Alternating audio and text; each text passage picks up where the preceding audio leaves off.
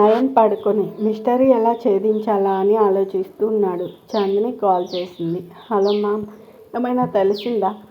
నిన్ను రెస్ట్ తీసుకోమంటే మళ్ళీ ఈ విషయం గురించి ఆలోచిస్తున్నావా? మ్యామ్, ఏదైనా మిస్టరీ ఉంటే అది సాల్వ్ అయ్యే వరకు నాకు నిద్ర పట్టదని మీకు తెలుసు కదా. చిన్న క్లూ దొరికింది. అవునా, ఏంటది అని దెబ్బకి లేచి కూర్చున్నాడు. చాందిని విషయం అంతా చెప్పింది. అసలు మ్యాటర్ ఎక్కడి నుండి ఎక్కడికో వెళ్తుంది మ్యామ్, నేను వెంటనే కనుక్కుంటాను అని చాందిని మాట్లాడే లోపే పెట్టేశాడు. ఈ నయన్కి అన్నీ తొందరే అని అనుకుంది.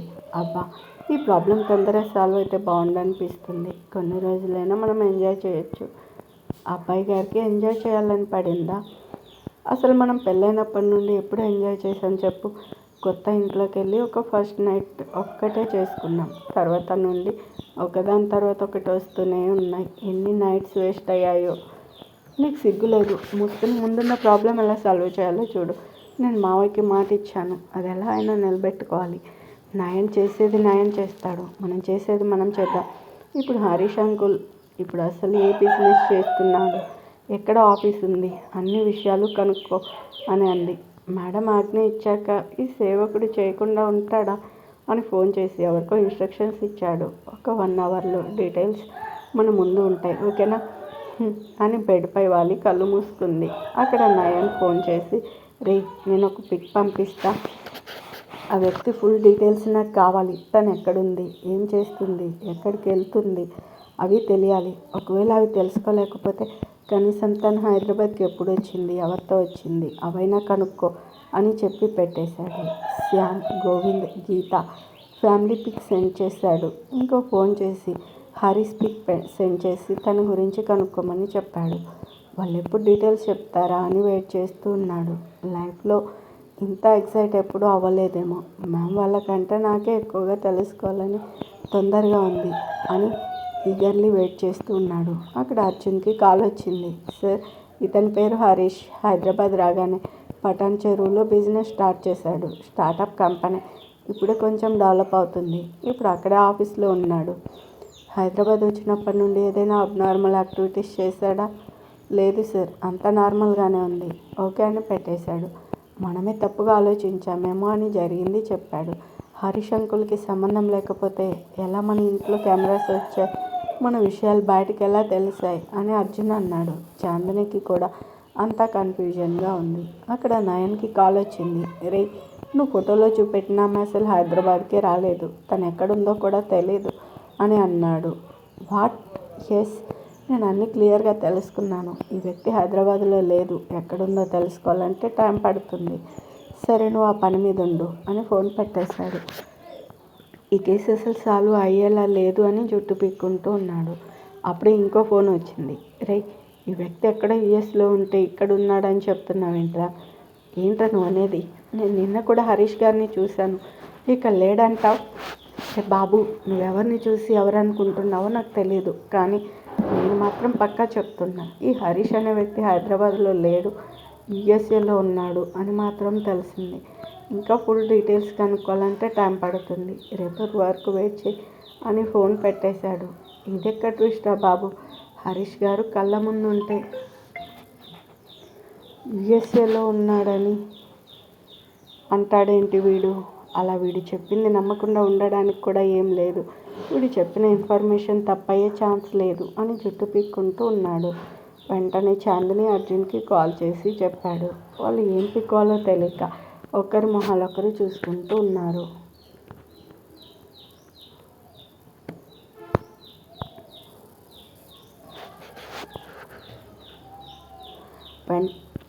అక్కడ ఒక ప్లేస్లో ఇద్దరు కూర్చుని నవ్వుకుంటూ ఉన్నారు. హాహాహా అని నవ్వుతూ, జన్మలో వీళ్ళు మన గురించి తెలుసుకోలేరండి అని గీత అంది. మరి మనం వేసిన స్కెచ్ నార్మల్ స్కెచా? దిమ్మ తిరిగి బొమ్మ కనపడాలి అని గోవింద్ అన్నాడు. సీసీ కెమెరాస్ పోయినా ఇప్పుడు వచ్చే నష్టం లేదు. మనం అనుకున్న పని అయితే చేశాం కదా. ఒక చాందినిని చంపడమే మిగిలింది. హరీష్ ఎవరో ఏంటో ఏం అర్థం కాక పిచ్చెక్కుతుంది అని అంది. కానీ వాళ్ళు ఇన్వెస్టిగేట్ స్టార్ట్ చేశారు. మెల్లమెల్లగానే బయటపడుతున్నాయి కదా, ఏం చేద్దాం అని అన్నాడు. ఏం బయటపడతాయి? వెళ్ళి హరీష్ని పట్టుకుంటారా? పట్టుకొని మనకు వచ్చే నష్టం లేదు. అసలు వాడికి మనకు సంబంధమే లేదు అని అంది. చాందిని చుట్టూ అందరూ తెలివైన వాళ్ళు ఉండడం వల్ల ఇంత కష్టమైంది, లేకపోతే ఎప్పుడో పని ఈజీ అయ్యేది అని గోవింద్ అన్నాడు. అంత ఈజీ అయితే మజా వచ్చేది కాదండి. చాందిని బ్యాక్గ్రౌండ్ మామూలుగా లేదు. అందుకే మనం ఎన్ని సంవత్సరాలు కష్టపడితే చాందినిని కొన్ని రోజులు టెన్షన్ పడేలా చేశాం అని గీత అంది. ఎవరితో ఎన్ని చేయించినా లాభం లేదని చివరికి మనమే రంగంలో దిగాల్సి వచ్చింది. రిసెప్షన్ పెట్టేలా ప్లాన్ చేసి పాయిజన్ కలపడానికి నానా తంటాలు పడ్డాం.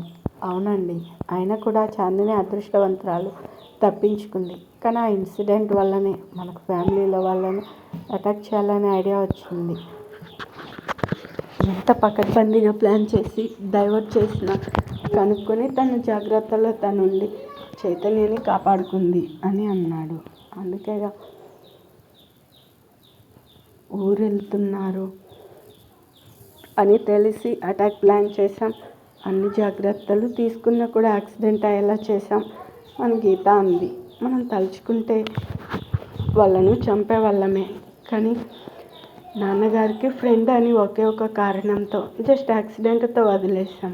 మావయ్యకి ఫ్రెండ్ కాకపోతే ఆ ఫ్యామిలీ మొత్తాన్ని నాశనం చేసేదాన్ని. ఆ చాందిని మనకు చేసిన ద్రోహానికి ఇంతకింత అనుభవించేలా చేయాలి. ఏం చేసినా తొందరగా వాళ్ళు తెలుసుకునేలోపు చాందినిని కిడ్నాప్ చేయాలి. అవును, ఆ చాందిని బాగా తెలివైంది. దానికి డౌట్ వచ్చేలోపు కిడ్నాప్ చేయాలి. దానికి నరకం చూపెట్టి మరీ చంపాలి అని గీత ఆవేశంగా అంది. ఆవేశపడకు గీత, మనం ఎంత సైలెంట్గా ఉంటే అంత మంచి ప్లాన్ వేయగలం. ఇప్పుడు వాళ్ళ ముందుకు వెళ్ళకపోవడమే బెటర్. ఎందుకంటే ఇప్పటికీ హరీష్ మీద డౌట్ రావచ్చు. సో అక్కడికి వెళ్ళకుండా ఏదైనా చేయాలి అని గోవింద్ అన్నాడు. అలా ఇద్దరు ఎలా ప్లాన్ చేయాలో మాట్లాడుకుంటూ ఉన్నారు. అక్కడ అర్జున్, అబ్బా మనమే కన్ఫ్యూజన్లో ఉంటే ఈ నయన్ ఇంకా కన్ఫ్యూజ్ చేస్తున్నాడేంటి అని అన్నాడు. సీరియస్లీ, మన కళ్ళ ముందే హరీష్ గారు ఉంటే యూఎస్ఏలో ఉన్నాడని చెప్తాడేంటి? అబ్బా చందు, నాకు హెడేక్గా ఉంది, కొంచెం తలొత్తు అని ఒళ్ళో పడుకున్నాడు. అర్జున్ తల ఒత్తుతూ చాందిని ఆలోచిస్తుంది. అర్జున్ కళ్ళు మూసుకుని అదే ఆలోచనలో ఉన్నాడు. చాందిని ఆలోచిస్తూ నుదురుపై కొంచెం గట్టిగా రుద్దింది. అబ్బా అని అరిచి, మెల్లగా వత్తవే, అలా రుద్ది నా చర్మాన్ని తీస్తావా ఏంటి అన్నాడు. చందు ఒక నిమిషం ఆగి, ఇంతకుముందు ఏమన్నా అని అడిగింది. మెల్లగా వత్తవే అన్నాను. అది కాదు, రుద్ది అని చెప్తూ ఆగి చందు ఒడిలో నుండి లేచాడు. అంటే అని అర్జున్ ఆగాడు. ఎస్ అని చాందిని అంది. మరి అంతా ప్లాన్ చేశారంటావా అని అడిగాడు. ఇట్స్ పాసిబుల్, లేకపోతే వేరే ఆప్షనే లేదు అని అంది. ఒక నిమిషం ఏం మాట్లాడకు అని హరీష్కి కాల్ చేశాడు.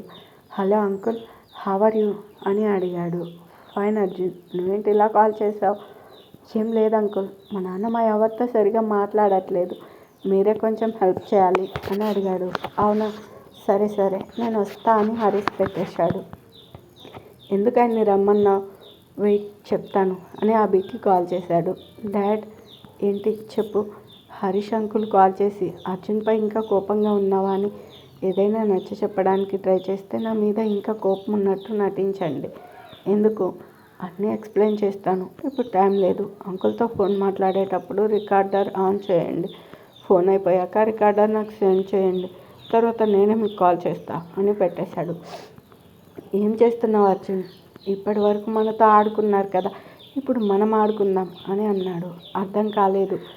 మనకు తెలిసిందనే విషయం ఇప్పటికే హరీష్కి అర్థమైందని నా అనుమానం. ఒకవేళ అర్థమైతే నాన్నతో మాట్లాడడు, అర్థం కాకపోతే మాట్లాడతాడు. మాట్లాడినా మాట్లాడకపోయినా రెండు మనకు లాభాలే. దాన్ని బట్టి మనం నెక్స్ట్ స్టెప్ ఆలోచించవచ్చు. ఒకవేళ అర్థమైనా కూడా మనల్ని టెస్ట్ చేయడానికి మాట్లాడవచ్చు కదా, లేకపోతే దగ్గరుండి తన ప్లాన్ అమలు చేయాలనుకోవచ్చు కదా.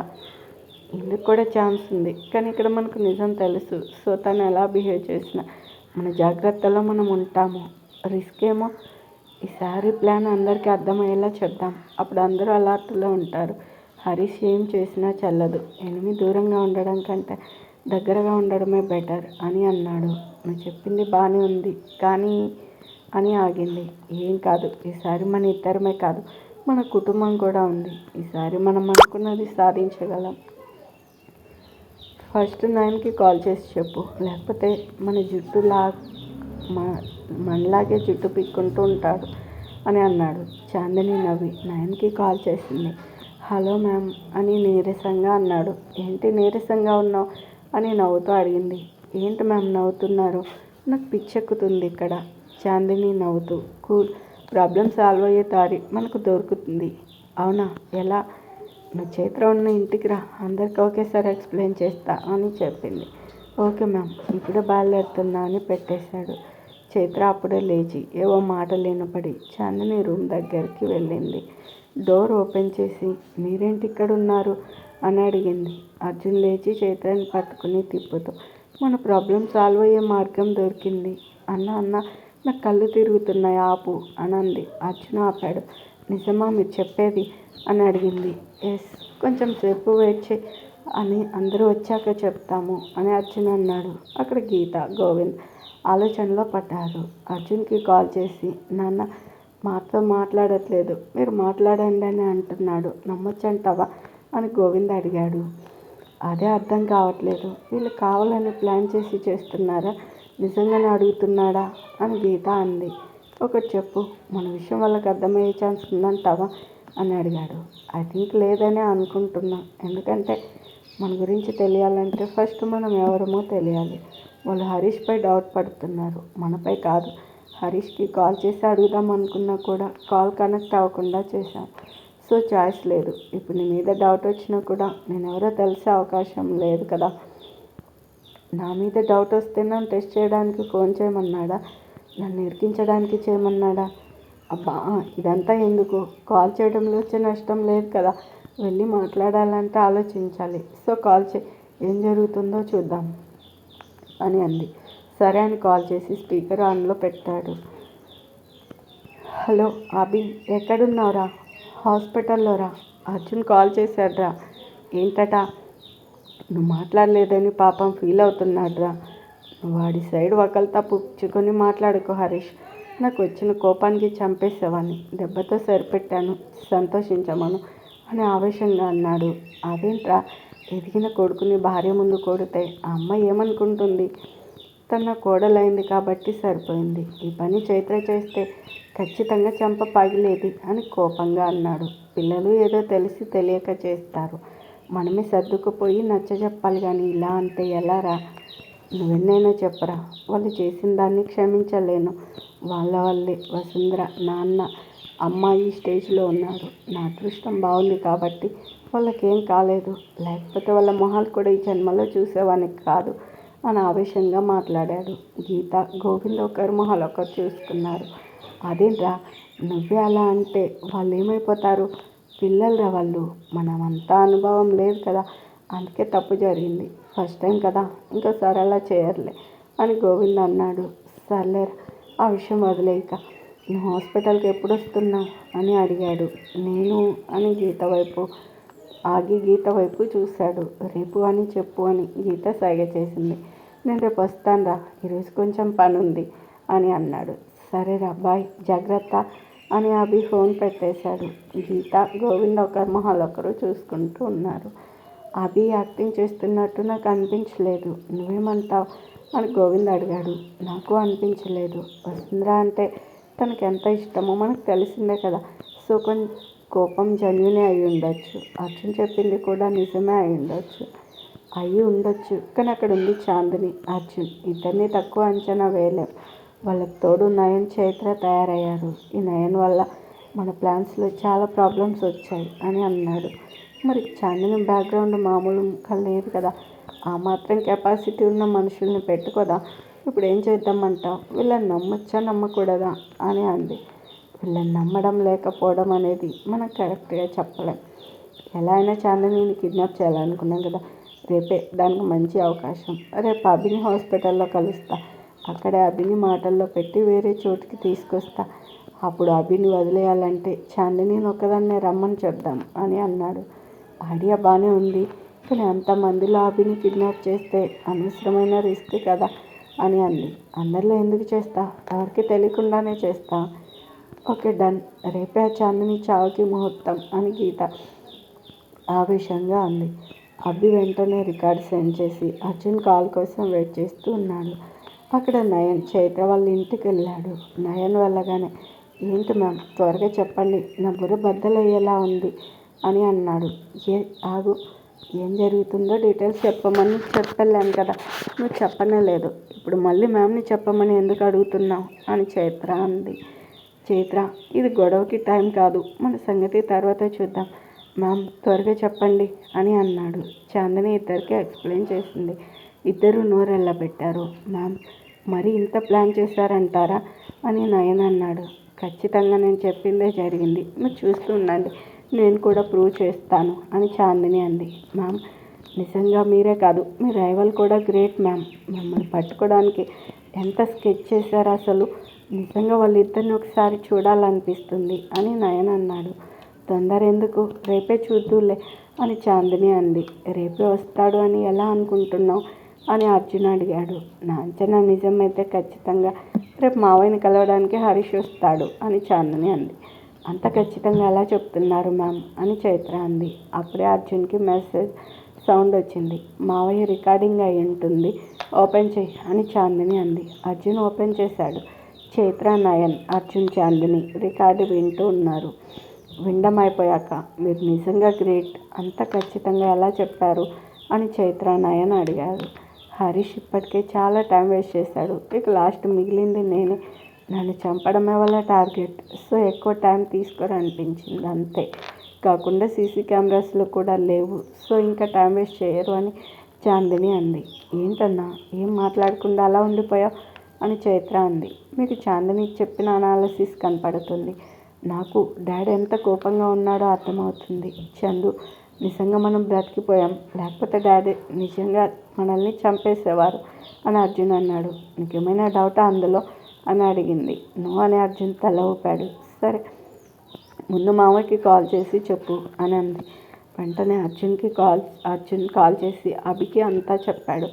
హరీష్కి కాల్ చేస్తే బెటర్ ఏమో అని అభి అన్నాడు. లేదు డాడ్, అనవసరంగా వాళ్ళకు ప్రాబ్లమ్స్ తెచ్చిన వాళ్ళం అవుతాం, ఇక్కడ వాళ్ళతో సంబంధం కూడా లేదు అని అర్జున్ అన్నాడు.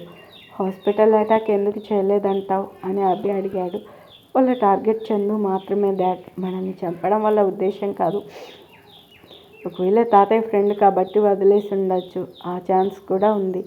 ఇప్పుడు ఏం చేద్దాం అనుకుంటున్నారు అని అడిగాడు. రేపు హరీష్ అంకుల్ వస్తాడు, కానీ ఏం చేస్తాడు అనేది మాకు ఇంకా క్లారిటీ లేదు, వాళ్ళ గురించి ఫుల్ డీటెయిల్స్ ఇంకా తెలీదు, తెలిసాక ఏం చేయాలనేది ప్లాన్ చేస్తాం. ఓకే, ఏ విషయం అనేది నాకు మళ్ళీ కాల్ చేసి చెప్పు, ఈసారి తొందర పడకండి, జాగ్రత్తగా ఆలోచించండి, చందు జాగ్రత్త అని ఫోన్ పెట్టేశాడు.